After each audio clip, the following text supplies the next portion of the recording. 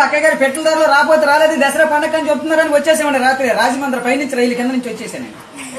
ఏమన్నా అక్కయ్య గారు మరి మీకు ఏమన్నా డబ్బుకి దానానికి ఏమైనా లోటుకుంటే చొప్పండి. సాయంత్రం మాకు ఉత్తరం రాసి పోస్ట్ లేకుండా పోలేబడి మాకు తొందరగా చనిపోతుంది. మాకు డబ్బుకి దానానికి ఏమైనా లోటు లేదండి.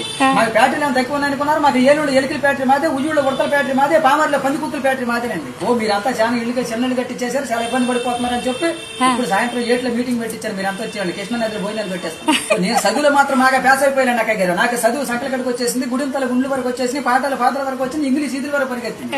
కాకపోతే చదువు నిన్న మధ్యాహ్నం కొంచెం చదువు ఎక్కువ సంతకం పెడతాం మర్చిపోయాను. జగన్ గారి దగ్గరికి రాత్రి ఉద్యోగం పడితే ఉద్యోగంలో ఉన్న సంతకం చేయవలసి వస్తున్నా ఉద్యోగంలో నుంచి ఉద్యోగం ఇచ్చాడు. మాకు డబ్బుకి దానానికి ఏమైనా లోటు లేదండి. మాకు 700 బిల్డింగ్ ఉందండి. దాంట్లో ఏమేసి కట్టించానంటారు బిల్డింగ్ కి పింక్ అయితే పేలిపోతే, నాపర నలిగిపోతే, సిమెంట్ చితికిపోతే, తాటకైతే గలగలంటుందని మా ఆబద్దాలు ఆపించారు. కొత్త కలప తయారు చేశారండి. ఏం కలపంటారు అది జిల్లేడు కలప, బొబ్బాసి కలప, 9 దూరాలు, ఒరిగే దోసాలు, సీట్లు పూల కిటికీలు, పోడిపి గచ్చు, తామరా కప్పు, ఇంటి ముందర వచ్చు, ఇంటి వెనకాల గచ్చు, చూపులే బాగానే ఉంటుంది. అప్పుడప్పుడు చుట్టుకాలు అయితే గమనం చుట్టేసి వెళ్ళిపోతుంది. ఈ డబ్బుకి దానానికి ఏమైనా లోటు లేదండి. నా గమనం చూసి మమ్మల్ని చూసి పాకిస్తాన్ యుద్ధానికి రమ్మంటే ఇదే కనిచ్చుకుని వెళ్ళానండి.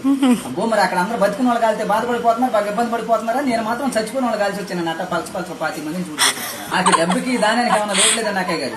మా విజయవాడ 60 బట్టల షాప్ లో మీకు ఏమైనా పండగ కొత్త బట్టలు పెడుతున్నామని అక్కలందరికి అబ్బో సీదే చీరలు, వాణిశ్వర లంగాలు, జ్యోతులు చీరలు, లగ్గుమా, నెక్లెస్లు, మేనా గాజులు మాకు అంతా డబ్బేనండి అక్కయ్య గారు. కాకపోతే కొంచెం చివరి లేక ఇలా బయలుదేరి వచ్చాను.